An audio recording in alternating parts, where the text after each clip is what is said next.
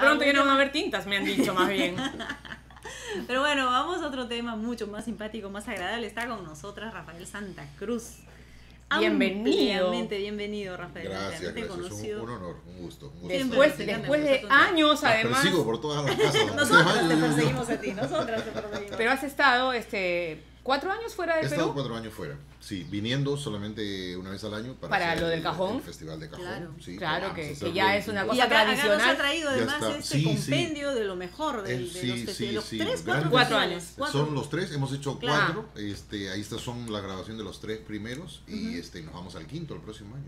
Pero Rafael, Creciendo. cuéntanos un poquito. Tú has estado en Europa, pero también te has ido hasta África, ¿no? Estuve viviendo, bueno, he hecho varios viajes a África, pero después me fui a vivir. ¿En qué zona? Me fui a vivir al norte de África. Estuve 1 año y medio viviendo en Marruecos. Ya, ¿y por qué la elección? En Rabat.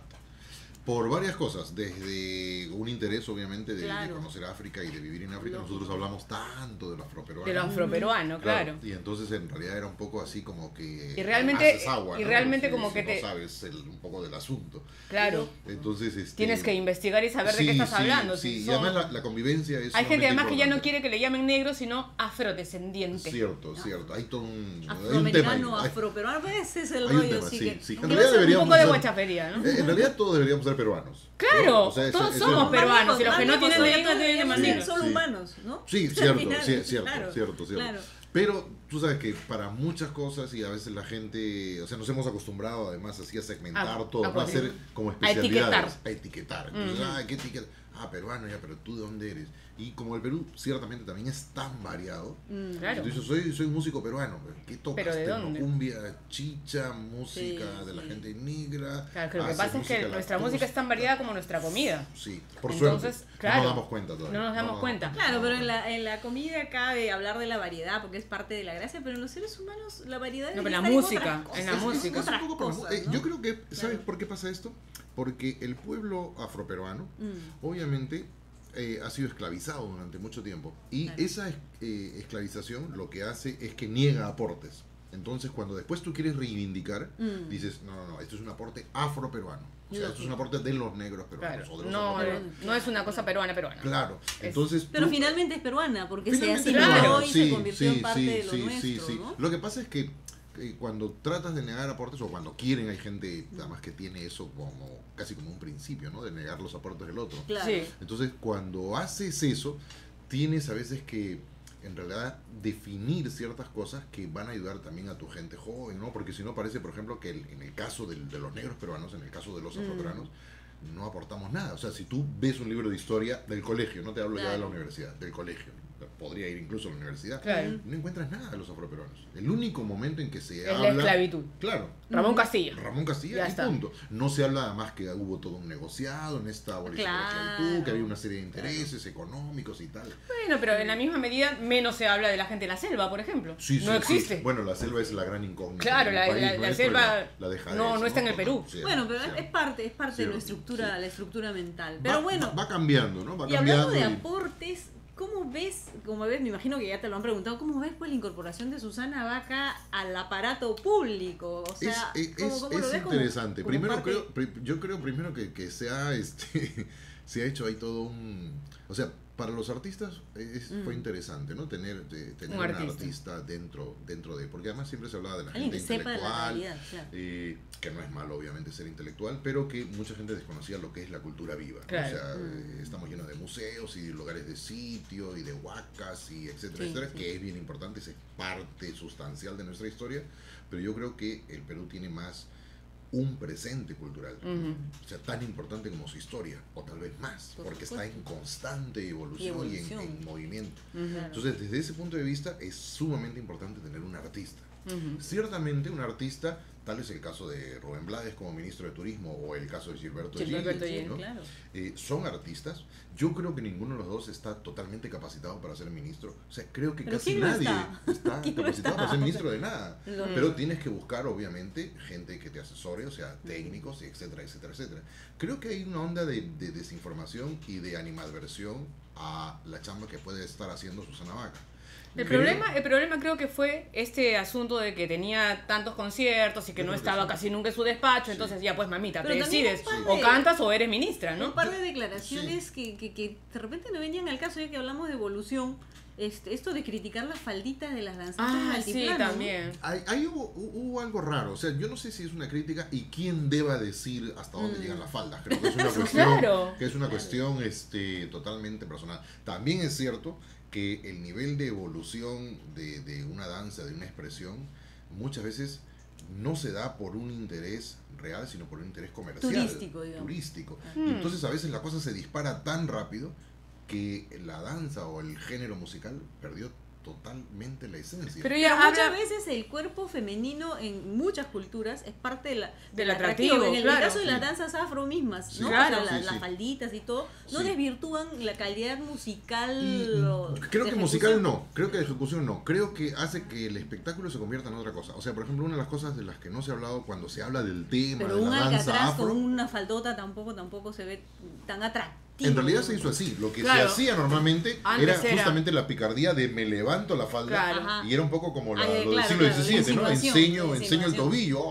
Se le vio el tobillo. Pero a ver. Había un juego. Pero Susana. Sí, era medio erótico, claro. Que pero a veces Susana yo te muestro la rodilla y dices, oye, hasta ahí, eso es fuerte. Ya, pero Susana habla como si esto fuera una cosa muy, muy nueva y ella misma ha dicho que cuando se baila las danzas afroperuanas no se usan las falditas así. Y los concursos de la Valentina de Oro, hace 800 años, eran mostrando el calzón.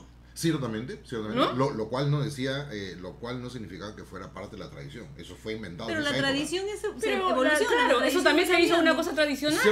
Eso es verdad. O sea, la Valentina de Oro es una tradición. Pero no hay que negar. Como la costa del Cajón es una tradición ahora. Pero no hay que negar que al lado de eso, en ciertas zonas donde se hacía folclore y tal, no se hacía así. Y en muchos lugares comerciales había un fuerte, no más que un interés, había un fuerte turismo sexual, y de eso nunca se ha hablado. Claro.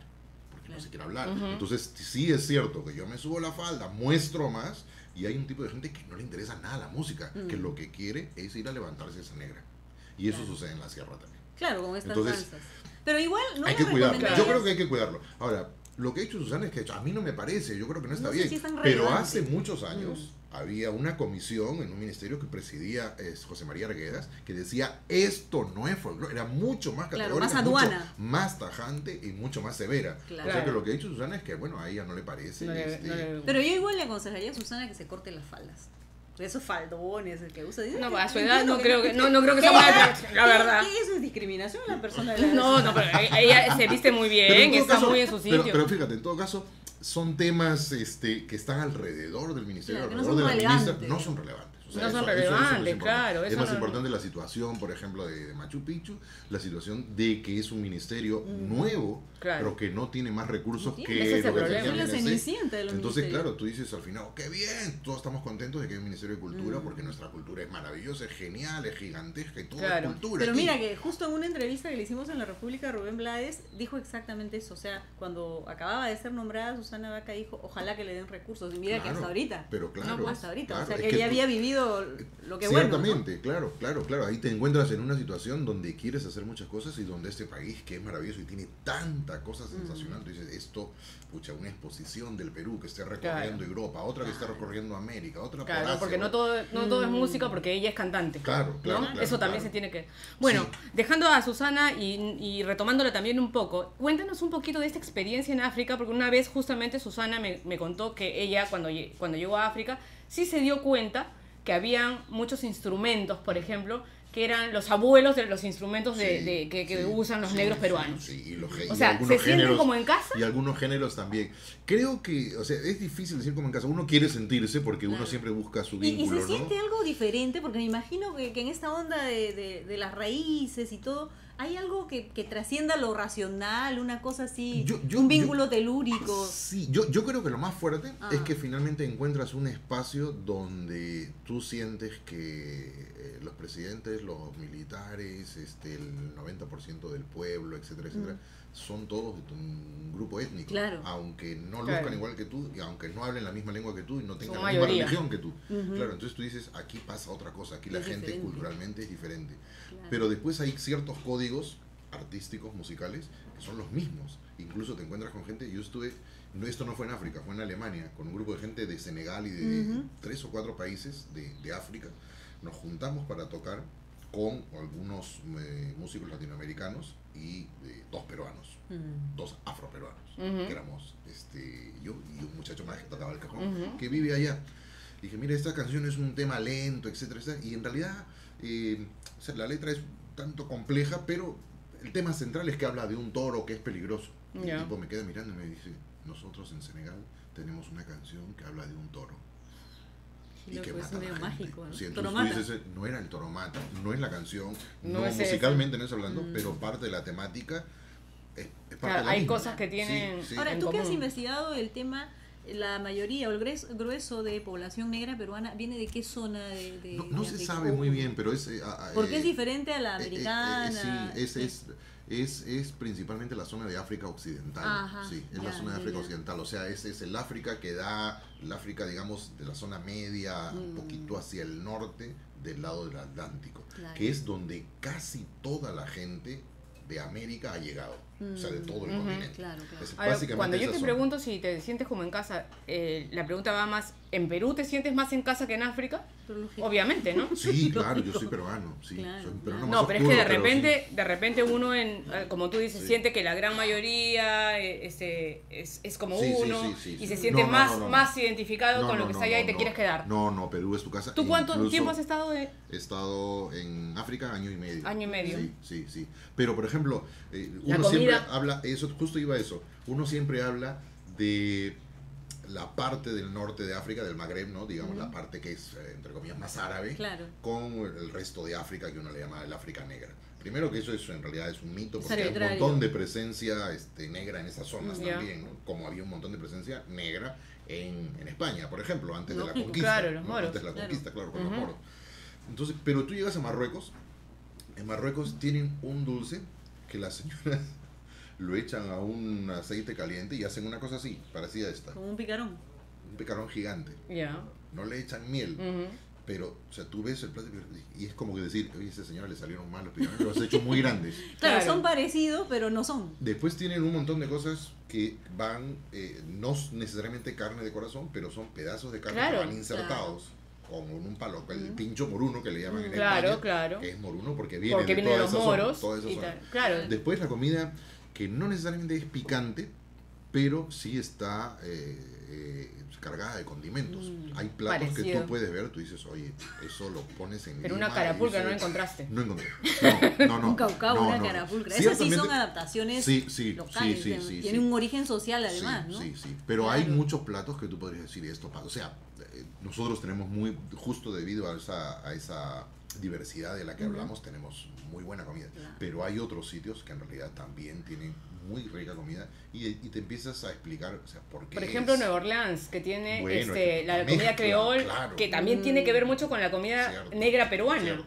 No, Pero que encuentras además unos tiene su frijoles. fusión Cierto, local, cierto, ¿no? Su cierto. fusión local, que es lo que le da Sí, el toque sí. que diferencia. Claro, por ejemplo, a la cocina Marruecos está local. en un sitio, es como una esquina, un sitio estratégico. Tiene el Atlántico por un lado y tiene el Mediterráneo por el otro. Y está, o sea, desde la parte norte de África, ves la parte sur de Europa, que es Gibraltar. Que es, Claro. entonces tú dices, oye, yo nadando me voy hasta Europa. Y estás ahí, estás a 15 kilómetros. Como Rafa, que y lo ahora- intentan mucho, ¿no? Y te has Sí. venido, y ahora te has venido a quedar ya en el Perú. Sí, finalmente. Ahora estoy buscando chamba nomás, pero...